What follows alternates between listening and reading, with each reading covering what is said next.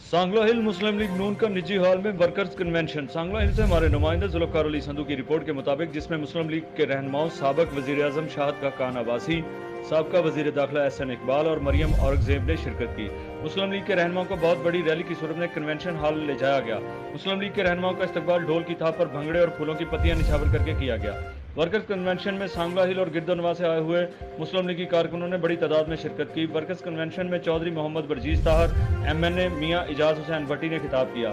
मुस्लिम लीगी रहनुमाओं, जिनमें शाहद खान अब्बासी, एहसन इकबाल, मरियम औरंगज़ेब ने चौधरी मोहम्मद बरजीज ताहर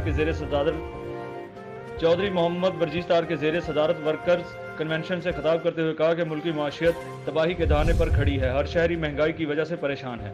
नवाज शरीफ ने लोगों को रोजगार दिया, तब्दीली सरकार लोगों से रोजगार छीन रही है। हुकूमत ने अवाम को मुफ्त अद्वियात की अस्पतालों में फ्राहमी बंद कर दी है। मुस्लिम लीग ने मुल्क की तरक्की के लिए काम किया, महंगाई का बहुत बड़ा सुनामी आ रहा है।